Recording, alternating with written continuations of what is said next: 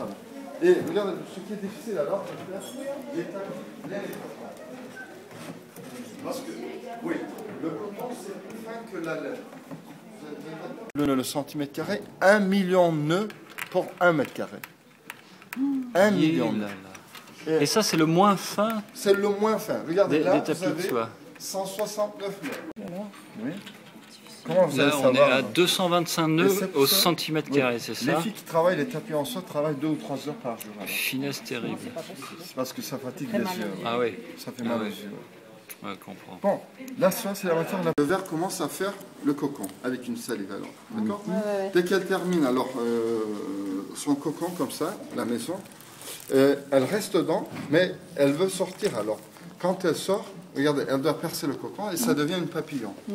Mais pour éviter ça, parce qu'un cocon c'est comme une bobine alors, comme ça, qui va 2 km de long. 2 km ça 2 km. 2 km de fil dans un cocon. Nous sommes malheureusement obligés de les tuer avec une vapeur chaude alors. Et la bête reste dedans. Regardez. Vous sentez Ok. Là, Là, il y a une bête dedans. Ils ont été traités. Oui. Là. Si on veut utiliser un cocon percé comme ça, le fil, ça va être, comment dire, il y a plusieurs records. Alors, donc, on doit, comment dire, ça n'arrive pas alors. On ne peut pas défaire. Pas tirer. Ouais, tirer. Et pour ça, qu'est-ce qu'on fait? Puisqu'on fait, comment dire, on les tue avec la vapeur, ça devient sec alors. Oui, le cocon c'est sec. Pour les rendre souples alors, élastiques, alors on met dans une chaudron où il y a l'eau chaude. D'accord. Grâce à une brosse en paille, alors, on arrive à obtenir les bouts de fil. Alors, regardez maintenant. Des bouts de fil. Voilà. Ah, excellent. Et alors, comment on fait? Avec ça, je vous ai dit, et on va 2 km. Alors. On tire là-dessus et on a 2 km de fil. 2 km. Les premiers 200 mètres, regardez, ça, avec le contact d'air, ça devient deuxième qualité de soie.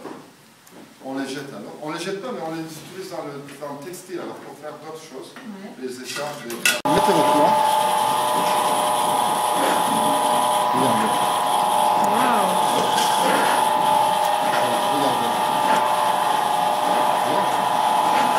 Incroyable. Il vient d'où ce fil de la... Ah, il se déroule dans le bain. En eau chaude. Et vos cocons, ils viennent d'où? Les cocons viennent de Bursa. Ça. Dans le nord. Maintenant, on ne peut pas casser. Donc, il y a 100 fils de coton voilà.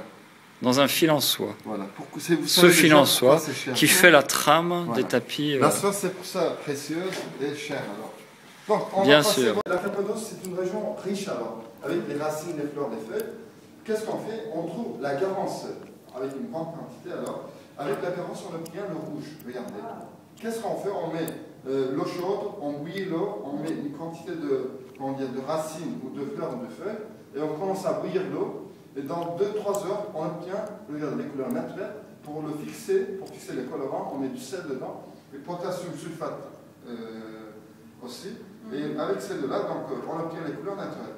Et en fonction du temps, ça devient clair et foncé. Alors, si vous mettez 1 heure, ça devient rose. Alors, dans 2 heures, ça devient rouge foncé. C'est en fonction du temps marguerite qu'on appelle, alors pour obtenir le jaune. Ou bien safran. Safran. Voilà. Ça fait plus orange que safran? Ça fait plus orange, ça fait plus gai comme couleur. Et c'est cher en même temps. C'est pas cher.